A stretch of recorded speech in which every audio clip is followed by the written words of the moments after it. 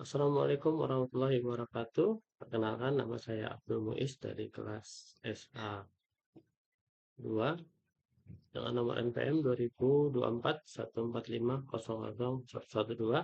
Hari ini saya akan membawakan tentang mata kuliah tentang perkembangan serta didik. Uh, Hari ini akan ada tiga, uh, ada empat yang akan saya jelaskan, yaitu yang pertama tentang konsep peserta pendidik, terus saya juga nanti ada tentang pertumbuhan, perkembangan, serta kematangan peserta didik.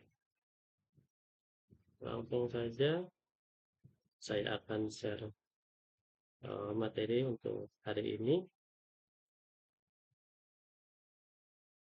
Untuk pengertian peserta didik, asal kata peserta didik itu berasal dari bahasa Arab, ilmizun, yang berarti itu murid. Istilah ini digunakan dalam Undang-Undang Nomor 20 Tahun 2023 tentang Sistem Pendidikan Nasional. Definisi peserta didik itu, peserta didik adalah anggota masyarakat yang berusaha mengembangkan potensi melalui proses pembelajaran yang tersedia pada jalur jenjang dan jenis pendidikan tertentu. Nah, untuk peserta didik ini berupa siswa, mahasiswa, siapa saja yang sedang belajar, baik lingkungan formal maupun non-formal. Untuk hakikat peserta didik itu adalah anggota masyarakat yang berusaha mengembangkan potensi dirinya melalui pendidikan. Nah, untuk berkembang ini memiliki periodisasi perkembangan dan pertumbuhan. Subjek merupakan subjek pendidikan karena mereka lah yang belajar, memiliki tujuan, dan pewaris masa depan. Untuk objek itu, peserta didik merupakan objek pendidikan karena mereka menjadi sasaran didik untuk ditumbuhkan oleh pendidik. Untuk teori psikologi peserta didik itu ada pandangan psikodinamika. Itu pandangan menjelaskan bahwa perilaku remaja dipengaruhi oleh konflik internal dan pengalaman masa kecil. Konflik ini tersebut menghasilkan dinamika kepribadian yang kompleks. Dan selanjutnya itu pandangan humanistik. Pandangan ini menekankan pada potensi manusia dan pentingnya sel diri. Remaja dilihat sebagai individu yang memiliki kemampuan untuk mencapai aktualisasi diri melalui pertumbuhan pribadi. Untuk pandangan behavioristik, itu pandangan ini memfokuskan pada perilaku yang dapat diamati dan diukur. Teori ini mempercayakan bahwa lingkungan memainkan peran utama dalam membentuk perilaku remaja. Untuk pandangan psikologi transpersonal, itu pandangan ini menggabungkan aspek spiritual dan transendental dalam perkembangan remaja. Fokusnya adalah melampaui ego individu.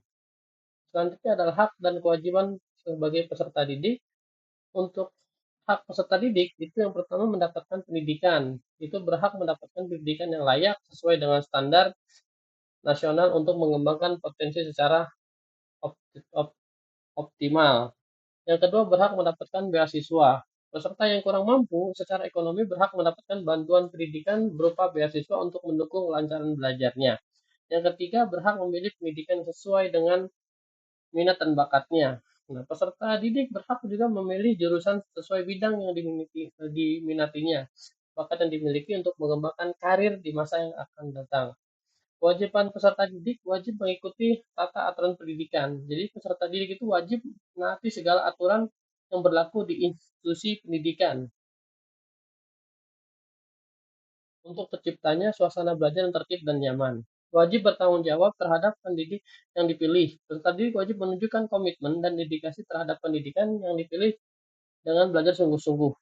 Nah, selanjutnya itu melaksanakan kegiatan pendidik dengan baik, itu berpartisipasi dalam berbagai kegiatan pendidikan sebaik-baiknya untuk mencapai prestasi yang optimal. Nah, selanjutnya itu tentang pertumbuhan, perkembangan, serta kematangan peserta didik. Itu yang pertama tentang konsep pertumbuhan. Konsep pertumbuhan atau growth itu fokus pada remaja.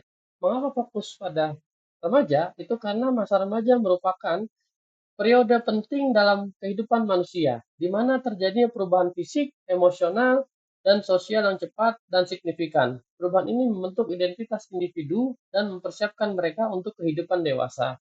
Untuk pengertian konsep pertumbuhan, itu berkenaan dengan berbagai hal yang bersifat fisik atau biologis, ditandai dengan bertumbuh besar, bertambah tinggi, bertambah kuat tulang-tulangnya, dan lain-lainnya. Untuk laki-laki, bagi remaja laki-laki makin bertambahnya kuat otot-ototnya. Nah, untuk bagi perempuan itu meningkatkan lemak dagingnya sehingga kian lentur dan mulai berfungsinya alat reproduksi. Untuk faktor pertumbuhan itu sebelum kelahiran pertumbuhan individu secara tidak normal sebelum terjadi kelahiran seperti kondisi kekurangan gizi pada ibu dan janin atau janin terinfeksi virus, bayi mengalami keracunan, bayi terkena penyakit TBC, tifus, kolera, gondokan, sifilus, dan lain-lainnya. Ketika kelahiran, itu faktor ini menyebabkan pertumbuhan yang tidak normal pada individu seperti pendarahan kepada kepala bayi akibat tekanan dari dinding rahim saat dilahirkan. Setelah kelahiran, pertumbuhan individu dapat terganggu ketika sudah dilahirkan seperti kepala bayi terluka karena terpukul oleh benda, infeksi pada otak, cerebral meningitis, malaria tropika, diphtheria, dan lain-lainnya. Untuk psikologis, faktor ini dapat menyebabkan pertumbuhan individu terganggu seperti ditinggalkannya oleh orang tua atau ayah atau ibu, atau bisa juga itu seperti perceraian. Individu tersebut kemudian dititipkan oleh ke panti asuhan atau yayasan orang lain yang bukan orang tua aslinya. Nah, konsep perkembangan adalah perubahan yang terjadi secara bertahap, kesinambungan, dan progresif pada diri individu atau organisme. Perkembangan dapat meliputi 3 aspek: fisik, kognitif, dan emosional. Untuk yang pertama itu perkembangan fisik, pertumbuhan tubuh itu meliputi perubahan ukuran dan berat badan. Bentuk tubuh juga mengalami perubahan seiring bertambahnya usia. Untuk perkembangan motorik halus dan kasar itu seperti menulis, menggambar, serta berlari atau lompat atau indikator kesehatan fisik lain-lainnya. Untuk perkembangan kognitif itu pertama itu proses berpikir. Proses berpikir mencakup kemampuan anak dalam memahami konsep abstrak, memecahkan masalah, dan membuat keputusan.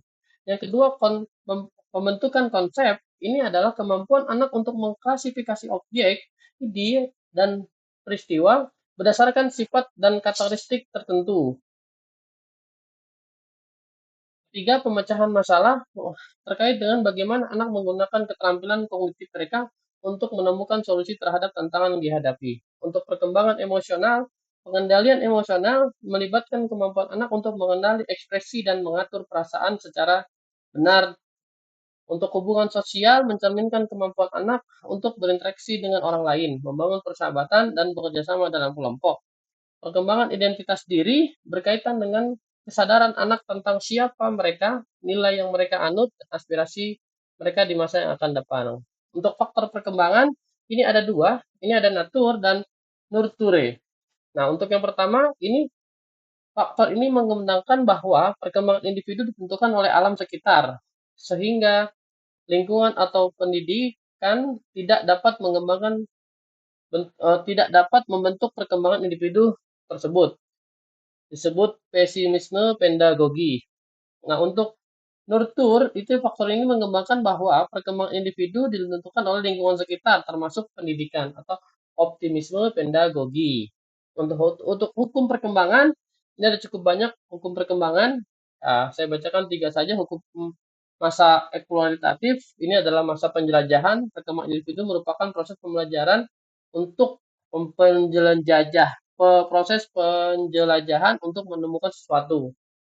Nah, untuk hukum pertahanan diri, ini ketika individu mendapat stimulus yang tidak sesuai dengan keadaan dirinya, maka individu tersebut akan bersikap mempertahankan diri. Nah, untuk masa menentang, ini nama lainnya adalah Rothschild atau perkembangan individu tidak selalu berjalan dengan tenang atau teratur. Nah, untuk rentan waktu perkembangan, ini yang untuk bayi itu usia 0 sampai 2 tahun, untuk anak-anak itu di 2 sampai 13 tahun, untuk remaja itu di 13 sampai 21 tahun, untuk dewasa itu 21 sampai 60 tahun. Nah, untuk tujuan perkembangan ini ada cukup banyak. Untuk arah dan kematangannya, ini biasanya kalau untuk kematangan itu tidak toleran, bersikap superior. Kalau di arah itu bersifat toleran, nyaman. Nah, itu begitu juga perkembangan interaksi tingkah lakunya dimotivasi oleh aspirasi. Nah, untuk konsep kematangan ini ada cukup banyak itu menurut Sheet tahun 2012, ada kematangan juga menurut Gunarsa tahun 2008, ada Chaplin 2002, dan Desmetiat 2019. Yang kesimpulannya adalah kematangan merupakan kondisi pertumbuhan atau growth dan perkembangan atau development yang berjalan menuju ke arah yang lebih baik, yang sebelumnya sejajar atau bersamaan. Seperti itu. Selanjutnya untuk karakteristik kematangan ini adalah ada self actualization, ini yang menerima realitas yang ada, terusnya juga menerima orang lain, dirinya tidak ada kebencian, mampu mengapresiasi secara spontanitas, sanggup membebaskan diri atau mandiri, mampu mengapresiasi manusia, tidak stereotip, memiliki rasa sosial, empati terhadap sesama, memiliki sikap simpati belas kasih, memiliki realisasi sosial, memiliki struktur karakteristik, memiliki kapasitas etis, tidak memiliki sikap pemusuhan, kreatif, merupakan pemikiran aktivitas yang baru yang bermanfaat. Untuk kematangan individu, ini ada fisik, tadi disampaikan itu 17 sampai 20, ini fungsi jasmania, keseimbangan, sehingga individu bertingkah laku sesuai dengan tatanan sosial. Untuk emosional, ini ada 3, pemuasan keinginan pribadi, pemuasan keinginan kelompok, pemuasan keinginan masyarakat. Jadi individu belajar mengendalikan diri. Untuk intelektual, cara berpikir secara rasional, mampu menalar, memecahkan masalah berdasarkan agama dan ilmu pengetahuan. Nah, untuk kesimpulannya sebenarnya pada hari ini itu untuk pertumbuhannya cukup tinggi, sedangkan perkembangan cukup rendah itu belum terjadinya kematangan. Begitu juga sebaliknya jika pertumbuhannya rendah, perkembangannya tinggi, itu juga belum terjadinya kematangan. Jadi jika ingin terjadinya kematangan, itu pertumbuhan atau fisik yang seseorang ketika sudah muncul atau dewasa, itu perkembangannya pun atau pola pikirnya pun juga harus dewasa gitu. Nah, sehingga terjadinya tingkat kematangan itu akan terjadi. Nah, berbeda jika dia sudah dewasa tapi berpikirnya masih seperti anak kecil, seperti itu. Nah, itu juga akan tidak terjadinya kematangan. Begitu juga sebaliknya, jika masih anak-anak atau masih kecil tapi berpikirnya dengan pola orang dewasa, itu juga belum terjadinya kematangan. Jadi yang baik itu adalah bagaimana ketika pertumbuhan dan perkembangan itu harus seimbang. Jadi ketika anak-anak atau sudah remaja itu sudah mulai dewasa, pemikirannya pun itu juga harus berpikir seperti orang dewasa. Jadi ketika ini berdirinya seimbang atau setara, itu akan terjadinya tingkat kematangan yang cukup tinggi. Seperti itu yang bisa saya sampaikan. Kurang lebihnya mohon maaf jika ada kesalahan atau kekurangan. Saya dimintakan maaf sebesar-besarnya. Sekian dari saya. Wabillahi taufik wal hidayah. Wassalamualaikum warahmatullahi wabarakatuh. Sampai kita berjumpa lain hari. Terima kasih. Dadah.